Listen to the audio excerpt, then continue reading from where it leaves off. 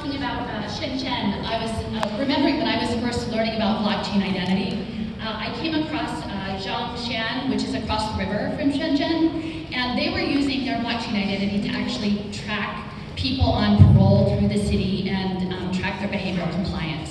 And for me, I found that really contrary to the general narrative around blockchain identity as sort of a liberating technology. And to me, it's really interesting to see that as a model that is the Chinese system, but even potentially in other spaces. What buffers are there that these cities don't become like company towns run by billionaires or tech companies or DAOs that we don't have control over, and they're tracking us through the city?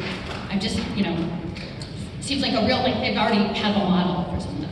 Yeah, great question. And really, I think CCI is, cognizant of the fact that there's going to be many different types of models here. I don't know if any of you have heard about the sort of steady laws down in Honduras. There's a new city called Prospera that's sort of been started up on similar lines that you talked about, sort of a private city situation, but they're experimenting with some very interesting rules. The point being that the whole model is about doing these things in a delimited space. Just as Utah has set up this regulatory sandbox that allows folks to experiment on a decentralized level, so that if it does cause harm, it doesn't cause harm to a ton of folks, but you still get to learn and have demonstration effects, and then you can learn what doesn't work, learn what works, and scale those up just as China did.